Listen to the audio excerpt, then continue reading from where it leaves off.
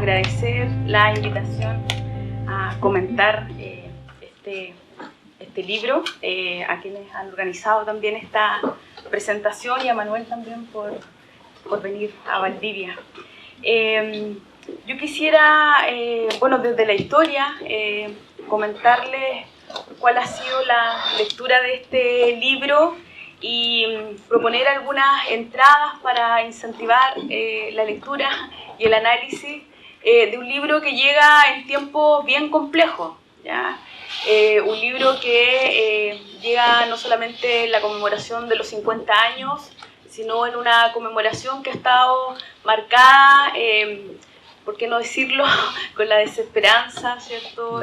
Por la falta y por lo tanto la búsqueda de tratar de comprender nuestro pasado reciente críticamente, encontrar nuevas voces y perspectivas que nos permitan reconstituirnos de mejor manera desde el tejido social popular y también darnos el derecho a conmemorar a pesar de todo esto, ¿ya? Yo creo que ese es más o menos no solamente los sentimientos, la forma, el momento en el cual llega esta lectura.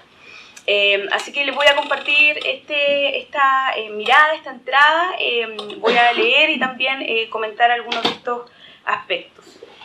Vivimos en un contexto en que actualmente se reeditan nuevos pánicos morales, la radicalización del conservadurismo y la expansión del negacionismo, entre otros principios que amenazan no solamente a la pseudo débil democracia existente, sino que también, ¿cierto?, a las formas y posibilidades de rearticulación social, a la forma en la cual nos hemos levantado tantas veces golpeados, ¿cierto?, como pueblo.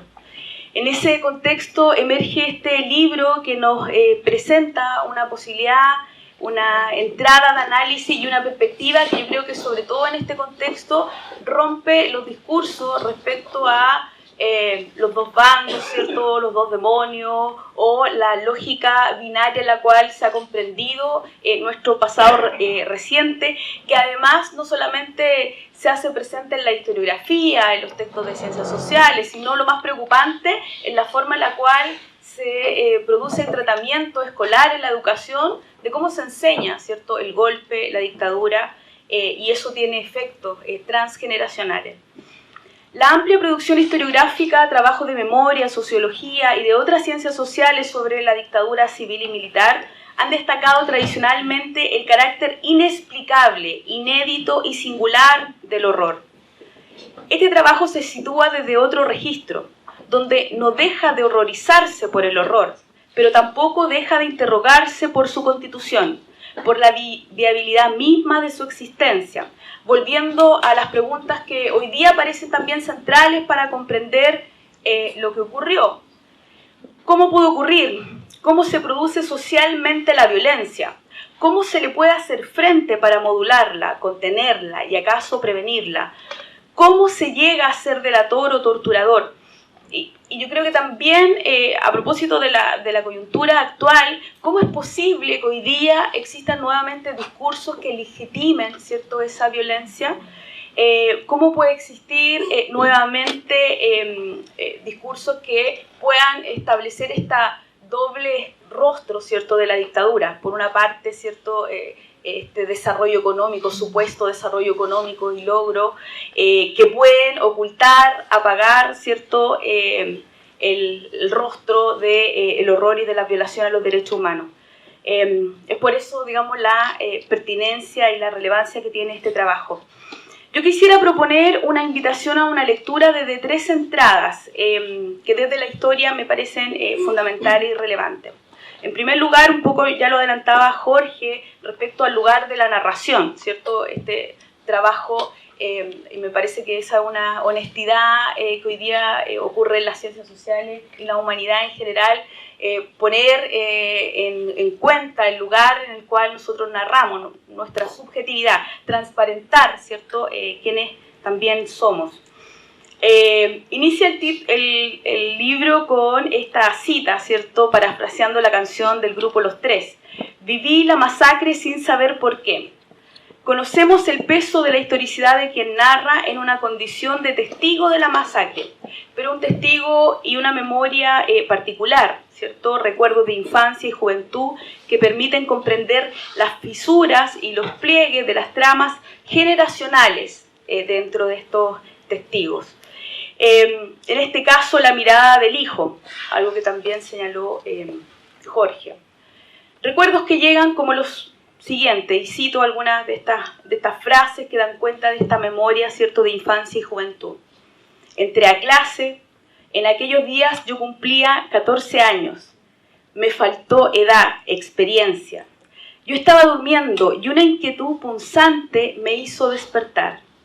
En la primera parte del texto existe este procesamiento del recuerdo desde el lugar de la infancia y la juventud, lo que constituye un aspecto singular en la evocación del pasado reciente, que permite hacer ingresar una mirada generacional de la masacre. Lo anterior nos entrega además el espíritu de una época, donde lo político inunda la vida, la familia, los afectos, las emociones. Me pregunto, ¿faltó edad? A propósito de la cita. 14 años es mucho o poco, depende. Nunca es una edad cronológica suficiente para contener tanta densidad histórica y comprender la crueldad de lo intolerable. Quizás es poco para desplegar una agencia tutelada por mayores que buscaban en ese momento la protección. Este lugar de infancia, juventud, puede ser visto también como un sitio germinal de las preguntas que se plantean en este libro, ¿ya? Es el lugar, ¿cierto?, donde podríamos, de alguna manera, entender que nace este libro. Esa primera entrada a mí me parece muy relevante y muy importante, sobre todo a partir de este recuento que hace también Polanco de los libros, las publicaciones, de trabajos de memoria y de testigos, que generalmente en el último tiempo se habían centrado en una generación, ¿cierto? Podríamos decir, la generación de quienes vivieron en primera persona la violencia política y el horror. Pero estas miradas, estas voces, me parecen muy relevantes, sobre todo para los desafíos, ¿cierto?, que enfrentamos como país. Una segunda entrada es respecto a narrar y comprender la masacre. A diferencia de otras dictaduras en el Cono Sur, los esfuerzos por imponer la reestructuración ideológica y económica después del golpe militar en Chile no se canalizaron solamente en las armas. En efecto, en el entendido de que la estabilidad del régimen dependía de la reproducción cotidiana de su orden. Por ello se desplegó una masiva campaña de reeducación moral y psicológica, y vemos que esa campaña de reeducación tiene rédito, efecto, ¿cierto?, en la trama, en cómo nos constituimos, no solamente como una sociedad neoliberal, sino en este miedo inducido, en la imposibilidad, ¿cierto?, de articularnos políticamente a pesar de tantos golpes. Hacer comprensible el horror no desde el lugar de la locura, sino como el horror como una organización racional me parece que es un aspecto fundamental. Y esto yo creo que cobra en mayor relevancia cuando vemos que hoy en día, a través de distintas representaciones, como el cine, como los cortos, como los documentales, aparecen figuras de los torturadores, ¿cierto? O figuras, no sé, Ingrid Olderock y otros, ¿cierto? Representadas de manera edulcorada, incluso generando la empatía a partir de sus formas de representación, ¿cierto? Y es precisamente el discurso que hay detrás, ¿cierto? Es que el horror se puede explicar a partir del lugar de la patologización, ¿ya? O eran sujetos enfermos, había una historia que permite justificar de alguna manera ese horror. Entonces me parece que tratar de comprender de mejor manera el horror y darnos claves de análisis hoy día cobran también mayor pertinencia por estas razones. Cito respecto a esta definición de masacre, que a mí me parece que también es relevante desde el punto de vista histórico, porque nos permite comprender, ¿cierto?, que no hay solo copia de lo que fue la dictadura franquista, no hay solo copia en relación, ¿cierto?, a cómo acuñar categorías como el fascismo y otras, sino que hay una producción, ¿cierto?, particular, histórica, de cómo se construye la masacre en el caso de la dictadura civil y militar en Chile. Dice Manuel, la masacre como práctica social, un proceso organizado, realizado por actores cuya dinámica tiene una racionalidad que es posible de comprender y que por medio de la destrucción unilateral de la población civil tiene un propósito que puede ir desde el remodelamiento o la reestructuración de la sociedad toda, hasta la destrucción y o erradicación de categorías de personas y de colectivos completos. Esta definición, digamos, de cómo comprender la masacre y la violencia, las violencias múltiples de la dictadura, que también a mí me parece que eso es muy interesante del trabajo que desarrolla Manuel, ¿cierto? Que podemos ver en el fondo cómo las violencias se despliegan a través de distintos dispositivos sobre distintos cuerpos y sobre distintos actores. Y uno de estos aspectos tiene que ver con la producción social de la violencia y cómo existe, ¿cierto?, una construcción de la legitimación de la violencia, ¿ya? A partir, por ejemplo, de dispositivos de propaganda, de control psicológico y otros. Un tercer aspecto, una tercera entrada que a mí me parece también central desde el punto de vista histórico, tiene que ver, ¿cierto?, con los grises de la historia, ¿ya? Es decir, salir, digamos, desde el lugar de los bandos, dos bandos solamente, de lo blanco y negro, de víctimas y victimario, y tratar de complejizar, ¿cierto?, este lugar de los procesos y de las tensiones de la política y de la historia. A mí me parece que este aspecto del libro es fundamental porque uno de los principales triunfos, ¿cierto?, no solamente de la dictadura, sino de la postdictadura, ha sido esta pedagogía del vencedor, ¿ya?, donde se ha clausurado el pasado de la unidad popular, ¿cierto?, de las luchas populares, concebido como un error histórico, ¿ya? Y por lo tanto no volvemos, ¿cierto?, como sociedad a previo al 73 como un tiempo clausurado, ¿cierto? Entonces salir precisamente de estas lógicas blanco-negro, triunfadores, vencedores, digamos, vencidos, y ver estos grises de la historia nos permite comprender de mejor manera, ¿cierto?, la pluralidad de historias, de voces y también de una comprensión más compleja de la política y de lo político. Dice Manuel, la historia pasó literalmente por nuestros cuerpos. Y estos cuerpos, digamos, son diversos generacionalmente, son diversos también en términos de extracción de clase, son diversos en términos de género, son diversos en términos de pluralidad de pueblos.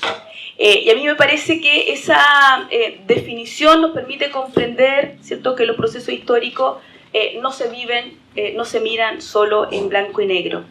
La política, lejos de definir, por lo tanto, una forma institucional, es el resultado de la acción humana, aquello en que nuestra práctica cotidiana producimos en el juego de las relaciones de fuerza. De este modo comprendemos que el lugar en la historia nunca está compuesto solo por dos bandos. En este caso, Manuel nos permite comprender el rol no solamente de dos lugares, de tres o de cuatro lugares, ¿cierto? Y ahí destaco lo que también señalaba Jorge respecto a un cuarto actor. Siempre hay más de dos personas, ¿cierto?, en la contienda o en la lucha política. En este caso, el lugar del observadores activos de la violencia y también el lugar de aquellos intersticios de quienes tuvieron un lugar determinado, ¿cierto?, y cambiaron su posición y que pueden configurarse también en el futuro en aquellas personas, ¿cierto?, que pueden dar un vuelco a un determinado destino o proceso, ¿cierto?, en la historia. Me parece que a partir de esta última imagen, ¿cierto?, el libro nos pone en un lugar incómodo, ¿ya? Ese lugar incómodo es pensar que una masacre vuelva a ocurrir nuevamente, ¿ya? Y en ese lugar incómodo no hemos estado muy lejanos también, dada la coyuntura última en nuestro país, ¿cierto?, donde nuevamente la violencia política, el abuso de la violencia estatal se hizo sobre los cuerpos de las personas en el último estallido social. Y ahí me parece que el libro aporta una serie de herramientas, ¿cierto?, para enfrentar estas discusiones, para enfrentar las batallas que tengan que venir. También yo creo que es relevante en este sentido entender cómo la producción social de la violencia puede comprenderse a partir de, como de capas de estratificación del tiempo. ¿Ya? Etapas de estratificación del tiempo histórico donde la producción social de la violencia opera, ¿cierto? También para explicar, por ejemplo, la impunidad como forma de vida. Cómo nos hemos acostumbrado, ¿cierto?, a convivir con una construcción de la impunidad como forma de vida, y deja la pregunta abierta respecto a estas posibilidades, ¿cierto?, de este lugar incómodo de pensar el futuro. ¿Cuál sería el lugar o el rol que nos convocaría el futuro para detener las nuevas formas de violencia? Estas tres entradas desde el punto de vista histórico me parece que son fundamentales para el actual momento, para poder debatir y volver a nuestro pasado reciente, pensando, ¿cierto?, en complejizar los análisis y sobre todo tener herramientas que nos permitan, ¿cierto?, superar algunos discursos que hoy día la derecha utiliza nuevamente para infundir, ¿cierto?, el miedo y la paralización de la sociedad.